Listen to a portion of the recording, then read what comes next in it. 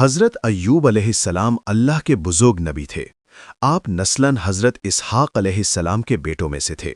اللہ نے آپ کو بے شمار مال و دولت، زمینیں اور جانور، نیک اولاد اور صحت مند جسم عطا فرمایا تھا۔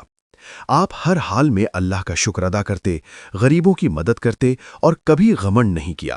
ابلیس نے کہا، ایوب اس لیے شکر کرتا ہے کیونکہ اس کے پاس سب کچھ ہے۔ اللہ نے فرمایا، ایوب میرا بندہ ہے، میں اسے آزماؤں گا۔ یہاں سے صبر کا عظیم امتحان شروع ہوتا ہے۔ اچانک آگ بھڑک اٹھی، گودام جل گئے، اناج راکھ بن گیا۔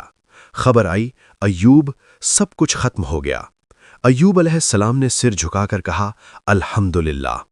پھر آندھی اور سیلاب آئے، کھیتیاں اجڑ گئیں، جانور مر گئے، لوگ روتے ہوئے آئے کہ کچھ بھی باقی نہیں رہا۔ ایوب علیہ السلام نے کہا، یہ بھی اللہ کا فیصلہ ہے۔ پھر چور اور ڈاکو حملہ کر گئے، باقی رہنے والا مال بھی لوٹ لیا۔ اب گھریلو گھر بھی خالی ہو گیا۔ حضرت ایوب علیہ السلام کی اولاد ایک دن ایک گھر میں جمع تھی، خوشی کا موقع تھا۔ اچانک زبردست آندھی آئی، عمارت گر گئی، تمام بچے ایک ہی لمحے میں وفات ہو گئے۔ پیغام لایا گیا، ایوب آپ کے بچے نہیں رہے۔ یہ سب سے سخت امتحان تھا۔ آنکھوں میں آنسو، دل میں آگ، مگر زبان پر شکوہ نہیں۔ حضرت ایوب علیہ السلام نے کہا، اللہ نے دیا، اللہ نے لے لیا، اسی کا نام مبارک ہے۔ کچھ لوگ بولے، شاید کوئی گناہ ہو گیا ہوگا۔ کچھ دور ہو گئے، کچھ نے طنز کیا، مگر ایوب نے نہ جواب دیا، نہ بد دعا کی، نہ امید چھوڑی۔ جب حضرت ایوب علیہ السلام سخت اور لمبی بیماری میں مبتلا ہوئے، جسم زخموں سے بھرا، کمزوری حد سے زیادہ، لوگ دور ہو گئے، اس وقت صرف بیوی ساتھ رہی۔ خود ان کی خدمت کرتی، زخموں کی صفائی کرتی، پانی پلاتی، راتوں کو جاگ کر دیکھ بھال کرتی۔ یہ صرف بیوی کا فرض نہیں تھا، یہ وفا کا ثبوت تھا۔ لوگ کہتے، ایسے شخص کے ساتھ کیوں ہو؟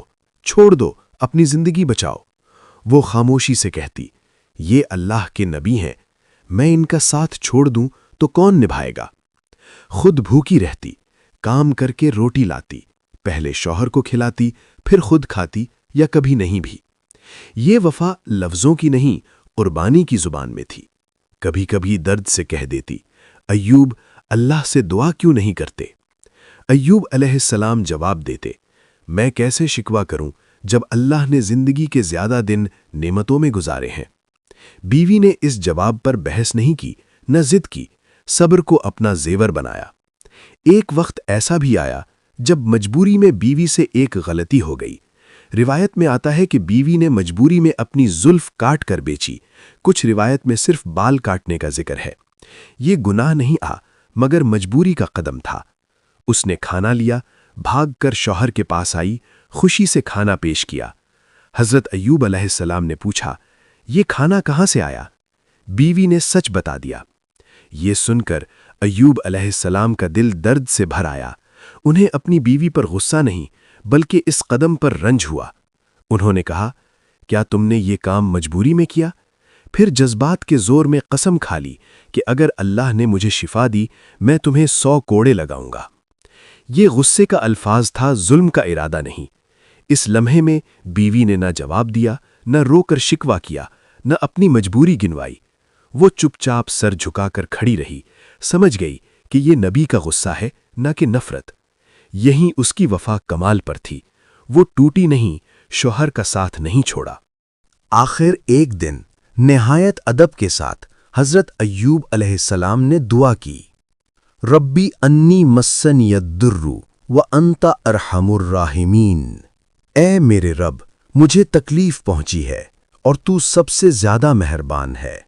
نوٹ کریں، نہ شکوہ نہ گلہ، صرف اللہ کی رحمت کا۔